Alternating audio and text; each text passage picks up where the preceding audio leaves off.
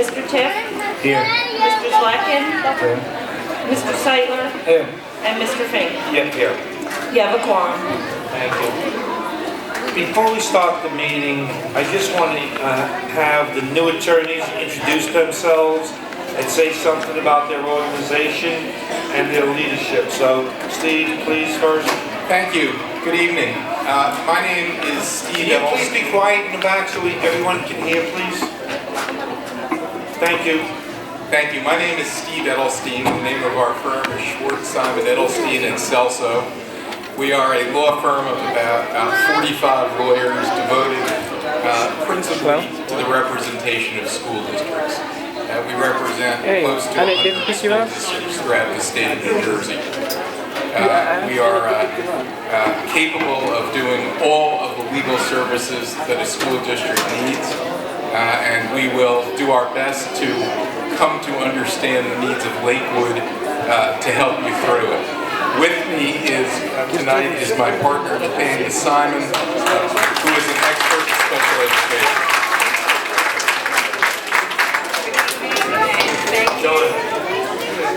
Thank you very much.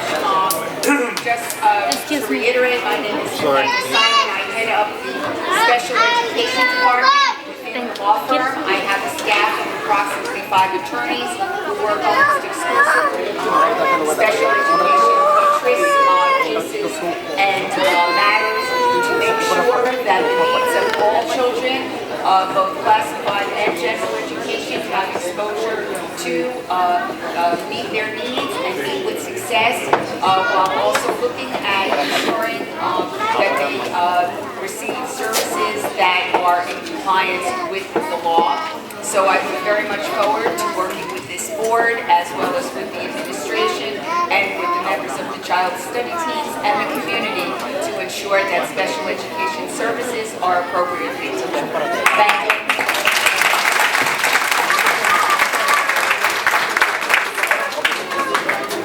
I have 2 things I'd like to ask. Is Veronica here tonight? Veronica?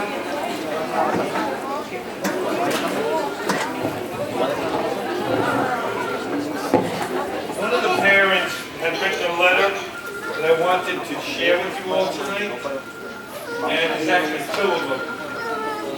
And I think it's a perfect way to start the meeting off. Okay, Veronica writes, I wanted to take this opportunity to thank all of you for your hard work and dedication, for your assistance in making this last marking period a successful one.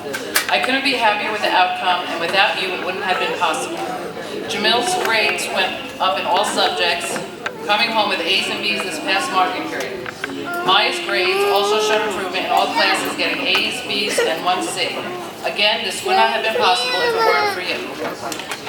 Ms. Quezada, you are amazing. Thank you for your promptness, efficiency, patience, hard work, and dedication. Not one phone call, email, question, or concern went unanswered. You did everything possible to help the kids, and I am so thankful. The same goes for the rest of the team. Mr. Gann, Ms. Baker, Ms. Roble, and everyone else who was involved in these meetings. Mr. Rand, Mr. Florio, thank you so much for all the help, for staying after school, and for your weekly emails keeping me informed every step of the way. Everyone else, thank you for the weekly progress reports sent home and all your hard work. I can imagine how difficult it must be to keep up with all of your students, yet you always found time to keep me informed, stay after school, and meet with me. Mr. Fastnot, as you may already know, you are an amazing team here. You all have done a great job and shown you truly care about your students and their success. Again, thank you all for what you do, and I'm looking forward to what this new marking period has to offer. Sincerely, a very thankful mother, Veronica.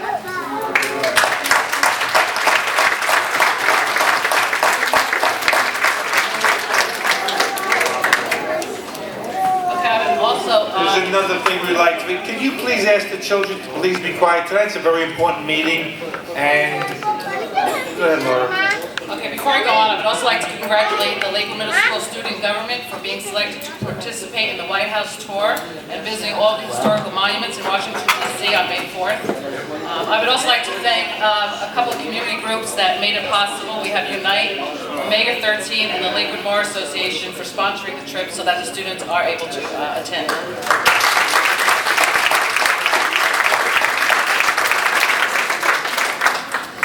Okay, we also have a student from Lakewood High School that has been, it says, congratulations, Sierra, you've been selected by your school's faculty to be honored at the Ocean County School Boards Association Annual Student Recognition Award.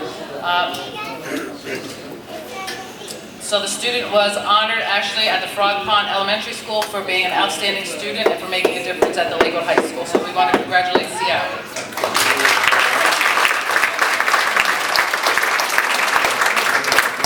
Through the chair. I also too want to thank the students. I don't know if any of them are here today, but last week was Earth Day, and students from the high school volunteered their time on a Saturday and came out. Also parents came out and teachers came out as well and volunteered their time to plant flowers and shrubs around the high school and also spread mulch to make it look very nice. They did a really nice job. I would like, if any of those students are here tonight that did volunteer, please stand so you can be recognized. But I'd like to thank those students for that.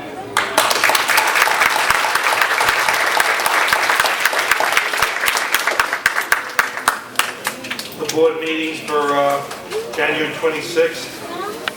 They have to be approved? The minutes? Yes.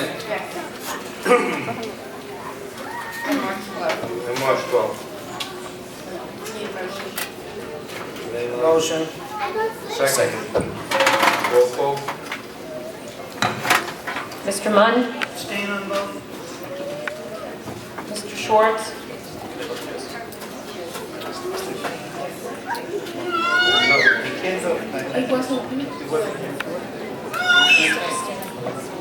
Mr. Silver? Mr. Friedman? Yes. Mr. Tick? Yes. Mr. Slatkin? Yes. Mr. Seitler? Yes. And Mr. Fink? Yes. At this time, we have two more presentations that we're going to continue with. Ms. Morales? Ms. Morales? Good evening. My name is Margaret Morales. I'm the early childhood supervisor. I'm here with several staff, but in particular Henny Moses, who's my curriculum coordinator, and Vicki Burton, who is my special ed coordinator. And we're going to give a very brief presentation about the early childhood program here at Lakewood. We've highlighted it in terms of some introductions, some information about the curriculum instruction assessment evaluation in our program. And since this is our second year, we've also highlighted some things that were new initiatives for this year and of course some next steps of where we want to go in the future in the Lakewood Early Childhood programming. So for those of you that may not know, our program for early childhood consists of several components. We have our preschool general education students that are aged 4, turning age 5. We have classes at 4 campuses in Lakewood. We have preschool self-contained classes on 2 different tracks, a developmental individualized resource model and an applied behavioral analysis model, and we'll discuss those more a little bit later.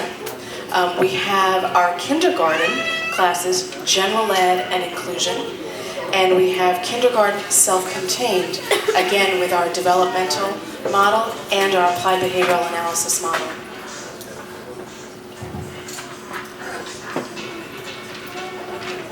The Early Childhood Center follows the curriculum Curiosity Corner that's developed by Success for All.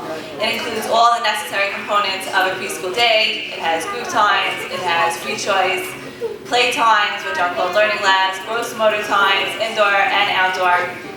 Our kindergarten classes at the Early Childhood Center follow the curriculum along with the rest of the district, called Balanced Literacy, which includes Reader's Workshop, Writer's Workshop, shared reading, shared writing, guided reading, and everyday math. This year we've enhanced our curriculum by assessing our students in November using the EZR screening, which is the early screening inventory. This screening allows us to detect any students that may need additional support throughout the year and possible evaluation by our child study team. The teachers have the opportunity to plan the curriculum each week in small groups with myself, and we use the curriculum that was developed called Curiosity Corner. along with the data that the teachers are taking about their individual students to make sure that the weekly curriculum is meeting the needs of the students in our class. The special education classes plan along with the therapists that work with the students in their class to ensure that their IEP goals are embedded into the curriculum. The SRA reading and math are the curriculum that the kindergarten classes follow, as well as the Readers Workshop and Writers Workshop in the K self-contained classes as well. Fox and Azrin is a specific curriculum that's used for interventions for specific children when necessary. In terms of our instruction, we flex to meet the needs of the students in the special and regular ed. So the curriculum becomes the framework, but within that framework there's whole group instruction, small group instruction, flexible grouping. So sometimes kids are assigned to a particular group, sometimes the teacher sits down and presents, and the children who come are free to choose to join. In the special education classes, as needed, there is one-on-one instruction, intensive teaching time, following their curriculum, also within the learning labs. This year, in the instruction, some things that we've added to up our instruction, we use the ABLES assessment on every child in an ABA class. So if we say it's an ABA program, it's a true ABA program, and there's a full assessment on every child that's there. The developmental tracks, we use the DIR model, and again, assessment and curriculum and lesson plans based on that model. We have curriculum enhancement teaching, so we have teachers who come in along with the classroom teacher. This is not a break, this is not a prep, to further enhance. It's an additional staff member who comes in to work with children in the classroom. We've expanded our social skills instruction, some portions with the social worker and some with the teachers, and with a strong focus on social skills in the kindergarten and self-contained classes so that those children could make the transition to general ed, along with learning centers in the curriculum in the kindergarten. We have a very, very elaborate related services menu after preschool, IEP driven. There's OT, PT, speech. We have a Snowzellen therapy room that is used to help the children to regulate themselves. So for some children it helps them calm down. For some children it helps wake them up. We have the ABA therapy, the DIR therapy. There's now counseling, parent training, and specifically in the special ed, the track that you're following, that's the training that a parent will get. So a child who's in an ABA class and is being successful with the ABA, a parent will come in and be giving tips on how to apply the ABA to their home. And just as a side point that's not in the slide, we had parents who came in and said, her child is almost 5, this was the first time in her life he was able to go to a pizza shop like a normal child with the training. And then there are always generalization opportunities.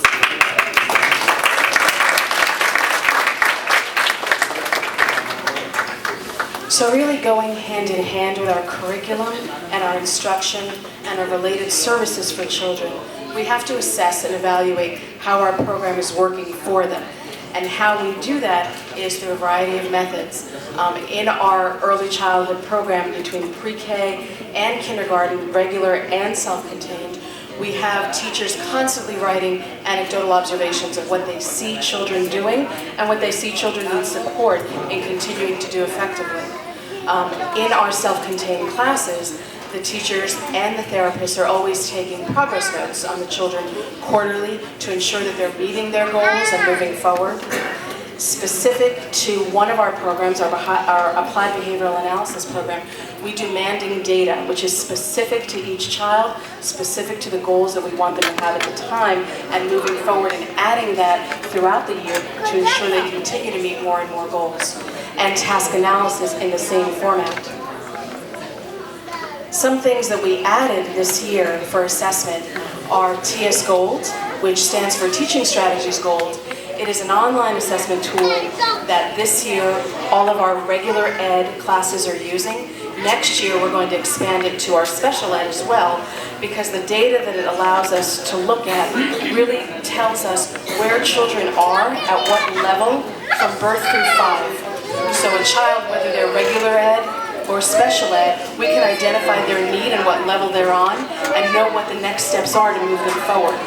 The online system, as we progress more in it, because we only started this year in January, February, teachers will actually be able to use that for lesson planning, for specific instruction, for their newsletters home, for translations in English and Spanish for data. So it's really a comprehensive tool that I'm very excited for us to have foundational skill assessment and our transdisciplinary developmental checklist are two items that we're using in our special ed self-contained classes, and one of them is strictly based on our collaboration with one of our consultants from Montclair State University, that we're really looking at the latest research and the latest best practices on what works with children that have identified needs, and once we identify those needs, how to meet those needs most effectively in the classroom environment. And the PALS, I'm sorry, I said that. PALS stands for Phonemic Awareness Literacy Screening. We did it in November, December, and we'll do a post one in May, June with all of our pre-K children. And it really identifies the important pre-literacy and language skills that children need in order to be effective, in order to be ready for kindergarten. So we looked at that, and it's got 4 major components between alphabet letter identification, recognition, handwriting, and now we'll look at it again using that data throughout the last 5 months to drive the instructional program in small group, individualized instruction in the classroom settings. And then we're going to do it again to see what growth we have come May, June in our students.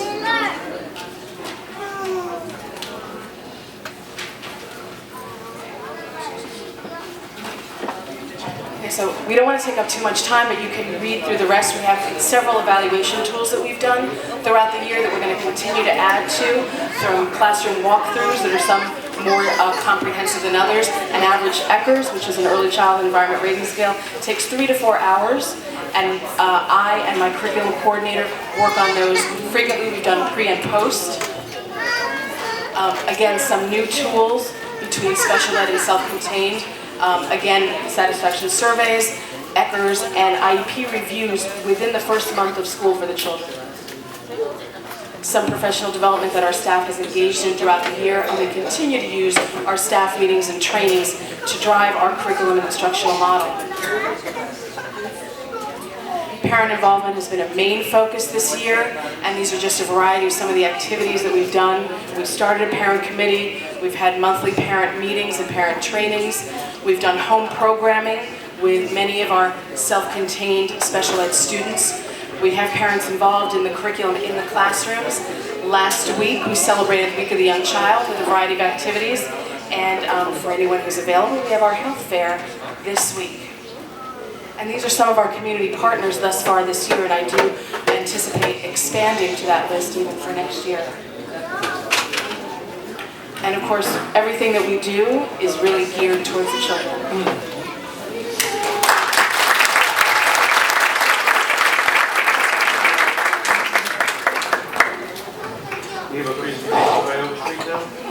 Okay, now I want to introduce a new service learning project that we currently started this past school year at Oak Street School. It's called the Service Learning Project. And the service learning projects begin with students researching problems in their own community. Can everybody please quiet down in the back so everyone can hear? Thank you. So instead of viewing the problems in the community as hopeless and beyond the control of the students, we had students think of ways to solve the problems in the community and come up with an action plan. This allows students to understand that they have the power to bring about positive and significant change in their own community. So I'd like to introduce to you the 2 teachers who are inspiring our students to change in the community, and that would be Mrs. Bauer and Mrs. McGovern.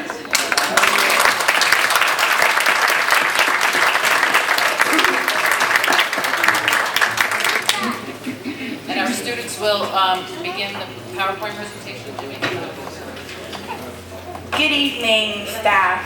Thank you for coming tonight. I would like to present the 5th and 6th Service Learning Project. This project is to help the environment and to help people in need. Service Learning Project 1. We learn about poverty. We learn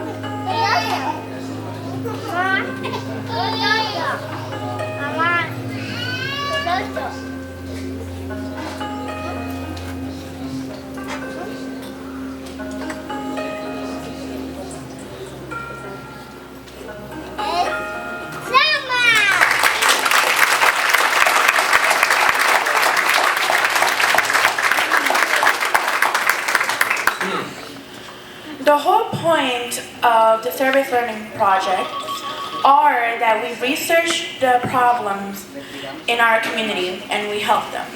For example, the first project we did was Tent City, as all of you have seen, and the next one is the Emmanuel Cancer Foundation. The Emmanuel Cancer Foundation is actually a foundation that is help for children in need.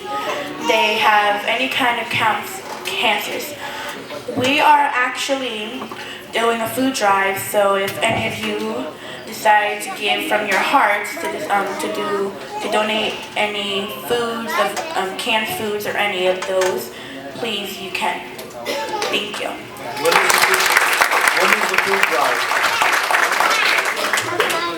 What is the food drive, please? The food drive is from May 2nd to June 10th. Thank you. And where would you like things dropped off? Any canned foods, tuna, corn, any vegetables, any. Where? To Oak Street School.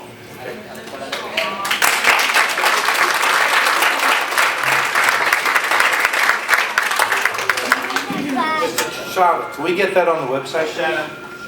Thank you.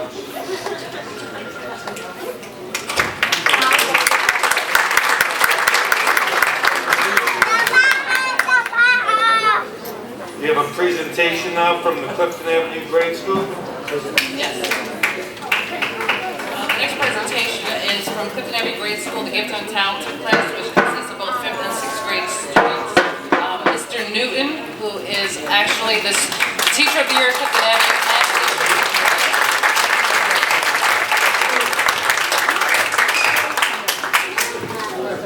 Okay, first we'd like to thank everybody for having us, the administration and the board. The kids were really excited about showing off their work. We've been using technology a lot in class in all areas, and this is just one of the many projects that the kids worked on.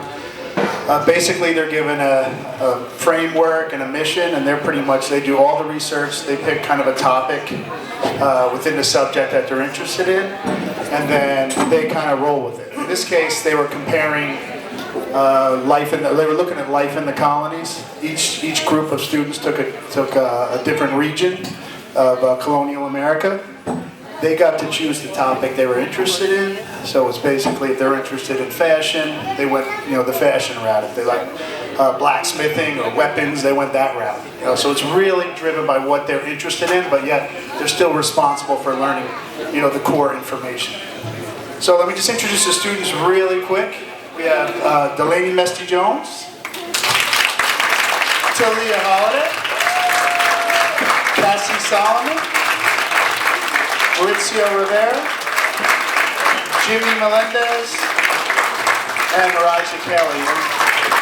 They worked really hard on this, and we have a class of 29 students, and they all worked equally hard, but they just got picked. So, this project required them to do a lot of research, to summarize, to paraphrase, to write a script, to actually record and edit the video. They had to organize their presentation, and obviously they had to use technology throughout. So let's have a watch.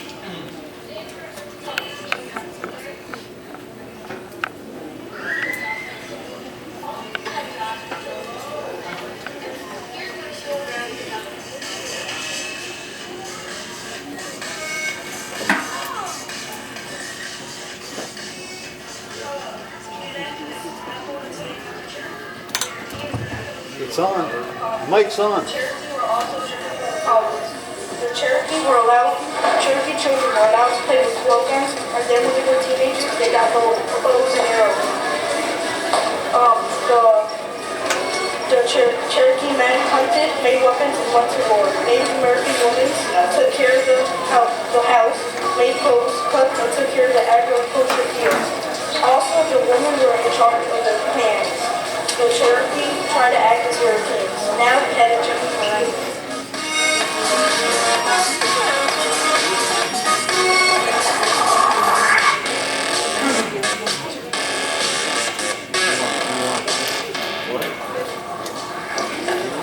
Thanks, Mauricio. Lucio. Hey there, my name is Jimmy. I'm going to talk to you about the wheelwright. The wheelwright is really important to the colonies. He holds talent in him. His job requires strength, ingenuity, and precision. He needs to have the talents of a carpenter and a blacksmith. He tends his craft in the dean shop, making and repairing wheels for stagecoaches, wagons, and carts. Hello, my name is Cassie, and I'm here to tell you about the upper class Southern plantation children. The children dress formal for play every day. Their job was to weave wool into clothes.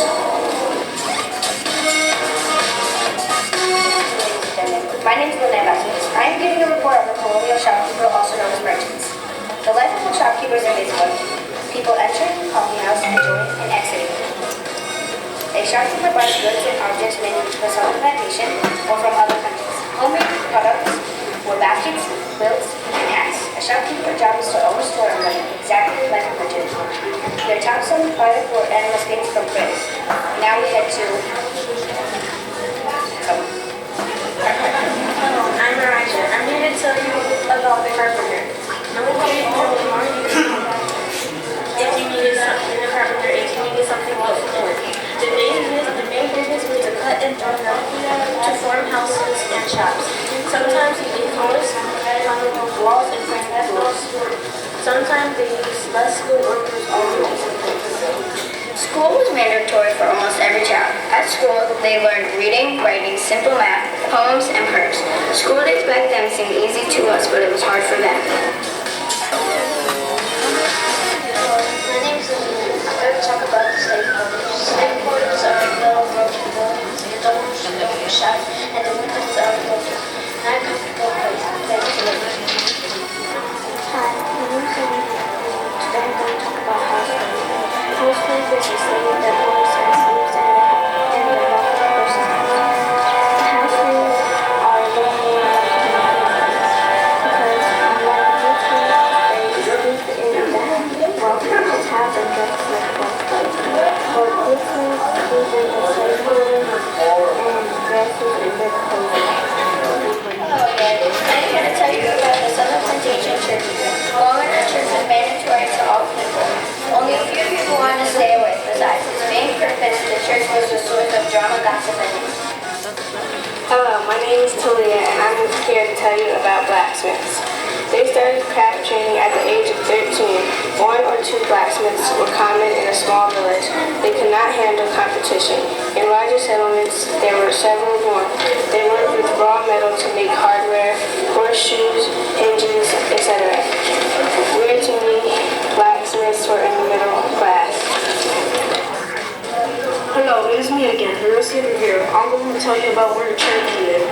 The Cherokee lived in Virginia, Georgia, Tennessee, North Carolina, South Carolina, and Alabama. The Cherokee often followed the colonists, and then the Native Americans got moved from their homes to Oklahoma. They also lived in log cabins.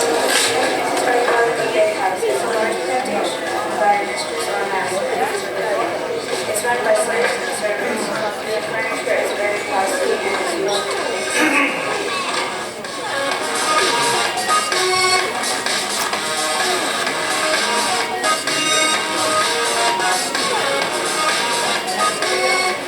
As a cobbler, it's a lot of work between getting supplies and making shoes for everyone who asks.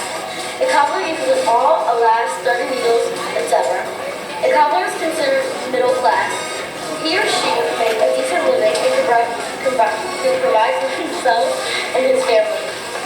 All a cobbler did was make shoes for townspeople who paid for them. Here's Lynette Vasquez with the job of a woman. I'm Katrina, again here to tell you about the lady in the riding dress. She is a mistress of a large plantation such as the Big House.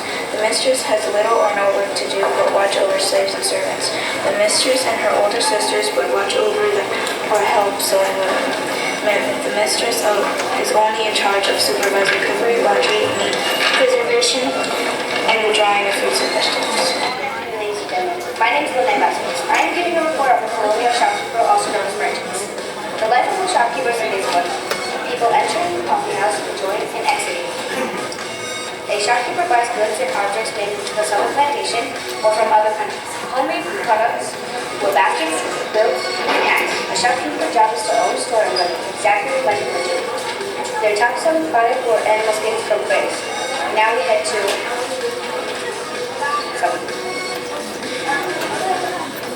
Hi again, I'm Elijah. I'm here to talk about farmers.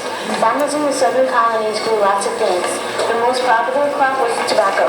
Jamestown has grown tobacco originally, and now it's a must to grow tobacco in a plantation. Farmers didn't have the big equipment we have now. They had to rely on manpower and animal power. They often used slaves to do most of the work.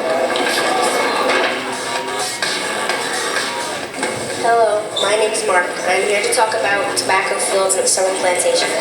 Tobacco came to the plantation because the shrubs gave it to the colonists.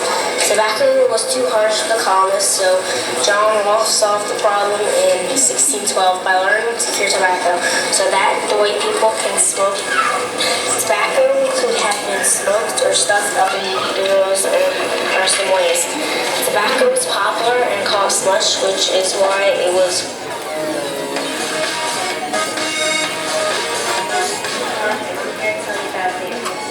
Learning to dance is an important social skill for many gentlemen and ladies, at least in the summer colonies.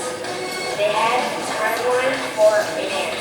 7 p.m. started a dance by first ladies will eat before the men. 6 o'clock p.m. ladies chatted while the men eat. 7 o'clock to 8 o'clock, everyone bows and curses in the first and the most important dance that involves drums. The menu. Is a dance played couple at a time. 9 o'clock, everybody joins hands and rolls around. 2 o'clock, driver arrives to take us home. And that is it.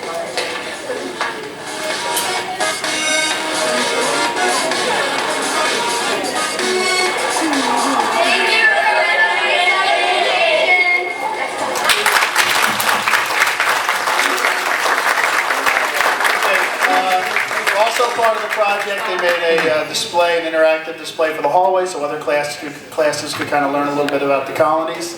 I just want to add that they were basically given the instructions, or actually the mission, and they ran with this completely on their own. I mean, they know more using the iPods than I did. We had 10 minutes of training, maybe 15, with the Apple guy, as we call him.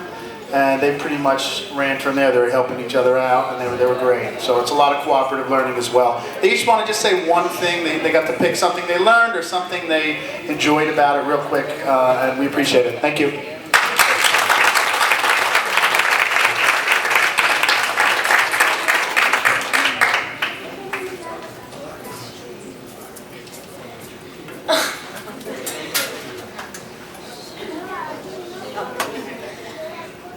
My name is Delaney, and with the whole project in general, we learned how to cooperate together and work in a team, and we learned to work together cooperatively without, bickering and fighting, and there was some, and it was also really fun because we're all working together, and at first it was really hard because we didn't really know what we were doing, but it got better once we were learning what we were doing because we learned as we went along.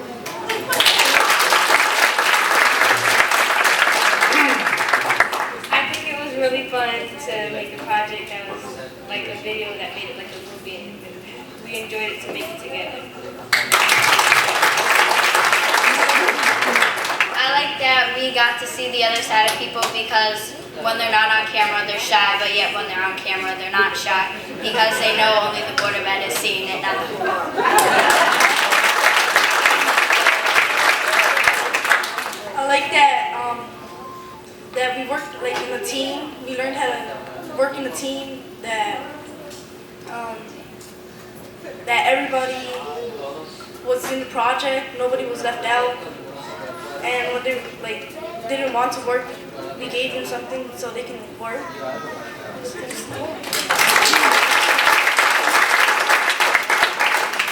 I'm Jimmy. I enjoyed how, if you were left out of the project, you were brought right in. If you were down, we were right there to cheer you up. I enjoyed it.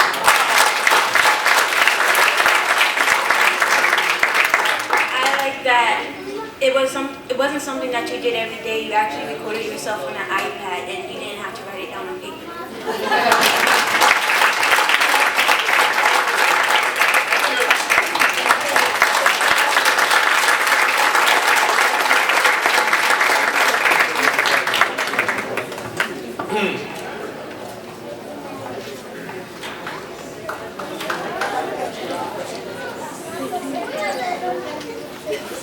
One thing I like to mention right now, if it's okay with everyone else, this year the board is going to have 9 committees reporting at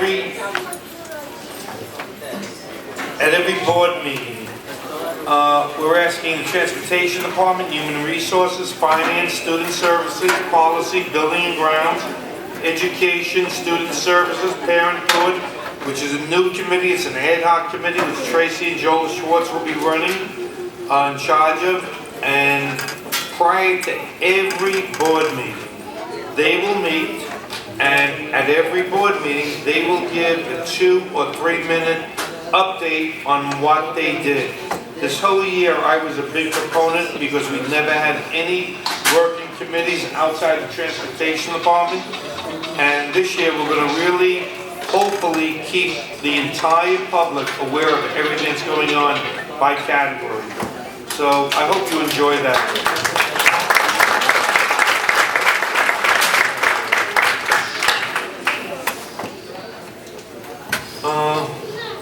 Let's do the public session. Where do you want to? Public session. We'll start with the public session. Tracy will be in charge of that. We're going to ask everybody, if you don't mind, to let's keep a very positive attitude going forward. I really want to talk about the agenda, what's going forward. If you have any questions, I really don't want to talk about the past. The past is over. So today starts a new year for Lakewood, and let's just go forward.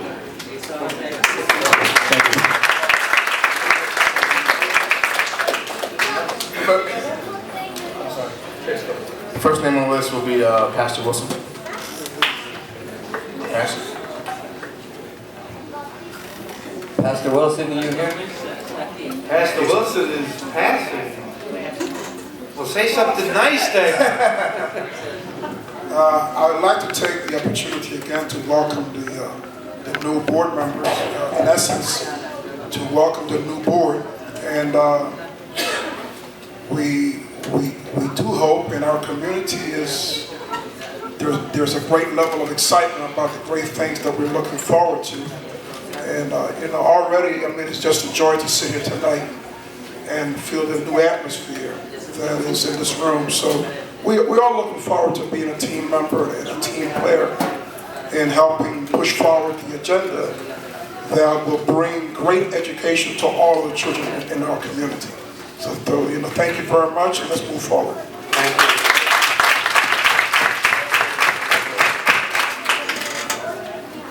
Next would be Mrs. Gonzalez.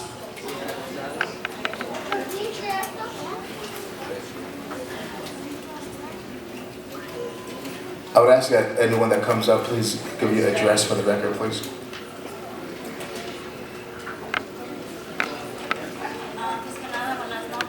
Mi nombre es Paulina González. Yo quisiera proponer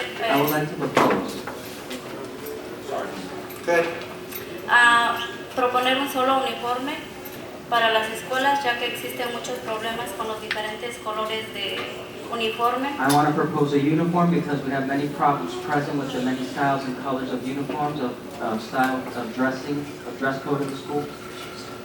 Porque los niños de high school y middle school van en el mismo bus y sin embargo los de la high school no llevan uniforme. Creo que Okay, because the high school doesn't have uniforms, but other grades do. Eso causa problemas con los niños de la middle school que no quieren ponerse uniforme.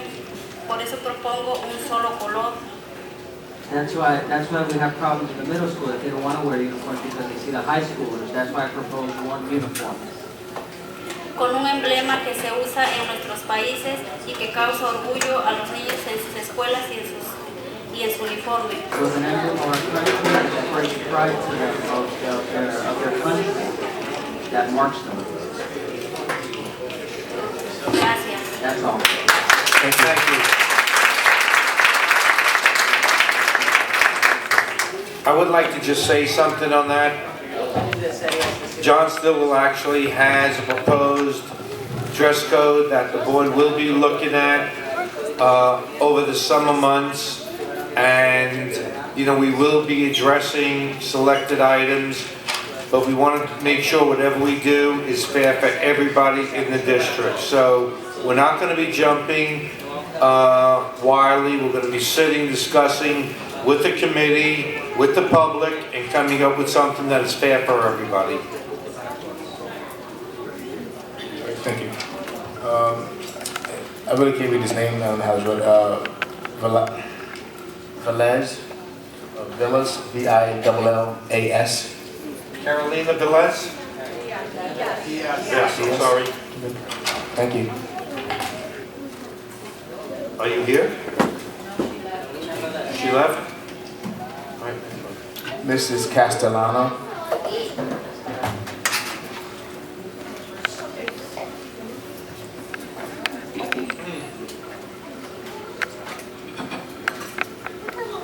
Buenas noches a todos, mi nombre es María Elena Castillo. Mi pregunta es sobre qué funciones desempeña el campamento de verano. What are the functions of the summer camp? That's my question. What are the goals and the functions of the summer camp? Okay. Ms. Silva? I'll tell you in Spanish and then I'll Please. translate it in English. Ahora mismo tenemos algunos programas para los niños de la escuela superior. Tenemos uno para la escuela middle school y por ahora yo no conozco que tenemos ninguna para los pequeños. Para los pequeños, elemental. What I just finished, Mrs. Villas asked if what kinds of programs are going to exist in the summer. And I responded that we have a program for the middle school, we have a couple of programs for the high school. However, we really don't have an established summer program for the elementary.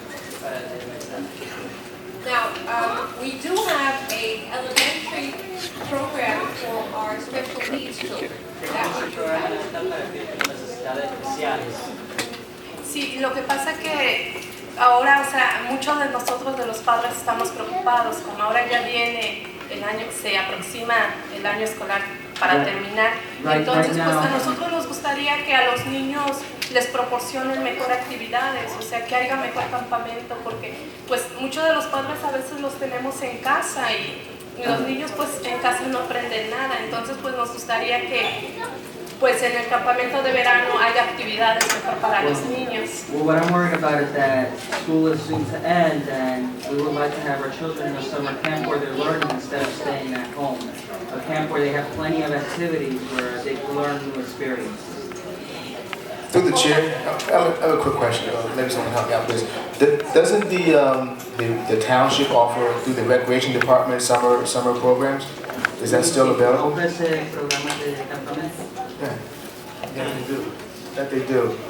Otra cosa, los años atrás han tenido sí campamentos de verano, pero el problema es de que uno los manda y me parece que todo el día los tienen afuera, por decir que son las 4 o 5 horas, o sea, todo el tiempo es afuera. Los niños vienen cansados, asoleados, uno les pregunta qué aprendieron y solo que anduvieron corriendo, o sea, nada de actividades. Entonces, pues yo sería mejor, o sea, proporcionarle a los niños. They weren't outside just for 2 or 3 hours, they were outside all day, they really didn't learn much. So that's what I want to know, to see how In general, I think I can say to the board that you are proposing to have a summer program for the elementary school children, which has academics as well as recreation. Lo que yo le dije que para usted está diciéndole a la Junta que necesitamos programas de verano para los niños elementales y que tengan recreo y a la misma vez para enseñanza. Sí, exactamente. Ellos lo consideran. Can I say this? Lydia, if you can. The board members actually think we would like to try to do something. I don't know if it can be done, for this summer, but we will discuss it. Hopefully, if we can't get something going this year, we'll definitely put it on track for next summer.